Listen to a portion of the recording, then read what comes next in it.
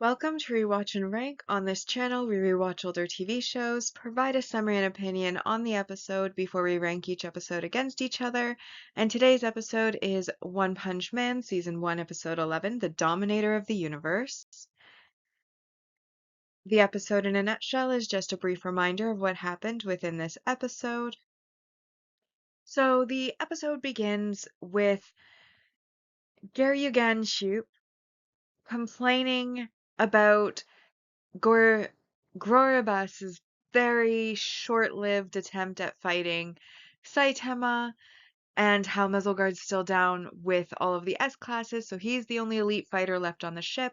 Boros comes in, asks him what's up, and then basically says, this isn't such a big deal, and goes back to his throne room. Meanwhile, on the ground, we have a news report going on about City A being attacked, and we get Hammerhead filling out a job application while watching the news.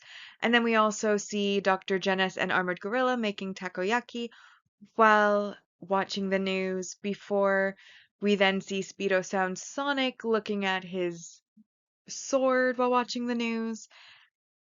Basically just little cameos of past villains that we fought.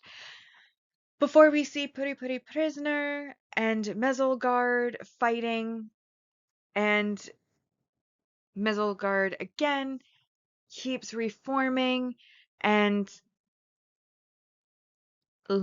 Ian is basically trying to get the S classes to see reason that, hey, obviously physical blows not working.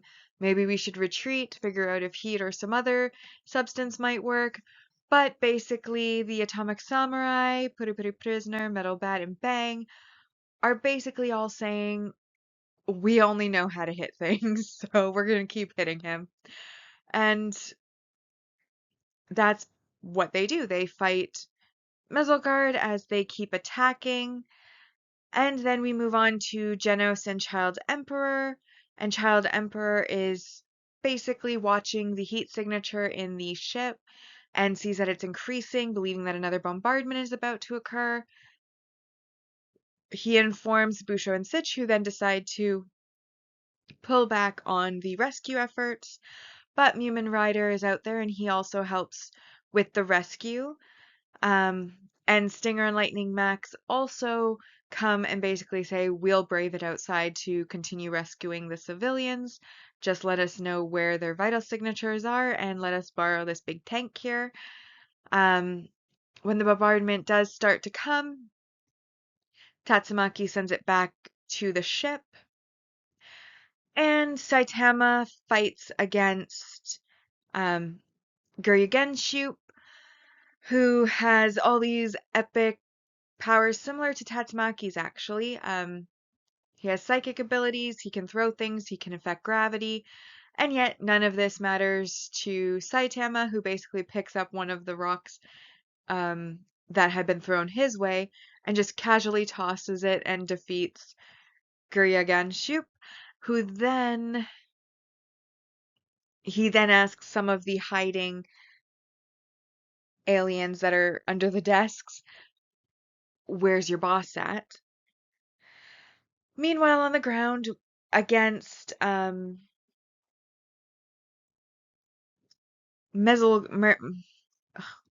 don't like the alien names, they're difficult to pronounce, but the Melzargard, the group that's against him, have figured out that he has little pebbles, what look like little marbles inside of his body, and much like a golem, if you defeat the pebble, that will destroy one of the heads and they will not be able to regenerate again. And they get it all the way down to one final pebble, so one head, when unfortunately Bang is hit and he's thrown into some rocks and believed to be dead. Believed to be, not actually. Spoiler.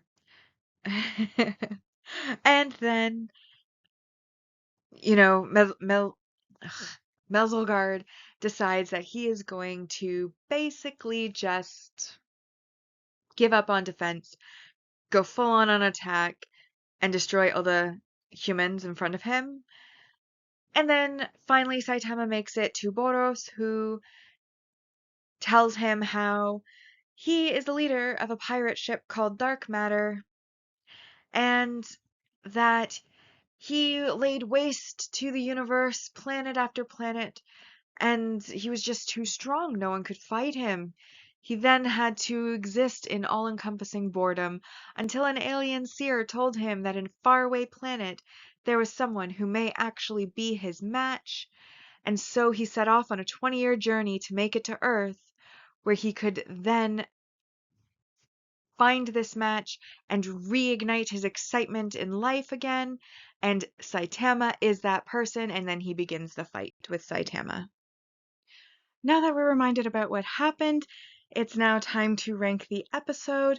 And as always, we'll be ranking on our two ranking lists, the mostly objective ranking list, which doesn't use emotion, but bias and judgment can still apply, and then the personal ranking list, which is emotion-based. So we'll start, of course, with our mostly objective rank values, and we start with the single episode supporting character introduction, which is Guryaganship, who is powerful but short-lived due to facing Saitama. Then we have, and he's worth 1 point. Then we have our multi-episode supporting character introduction, which is Boros, the main villain of the episode, and someone who Saitama actually didn't kill with one punch. His one punch destroyed the armor that was keeping his power sealed away, and now he has released it. And this makes Boros extremely excited. So much so that he evolves into a whole new alien.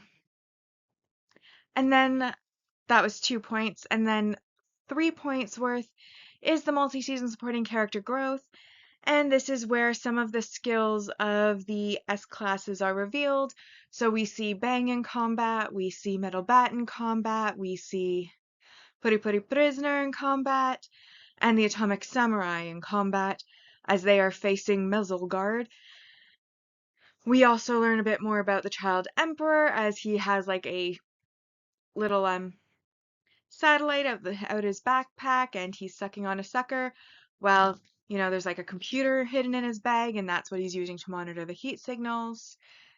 Tatsumaki, we've already seen her psychic ability, so that's not really new. And Genos hasn't actually really done anything as of yet. So we get quite a few different, we get to see their skills in combat. And so with that, it brings us to a total of 6 out of 10 for the episode, as the skills of the S classes are just regular battle, like their base fighting skills. It's not really special attacks, and that they're naming, and that's why I'm just lumping them all together into the 1-3 points.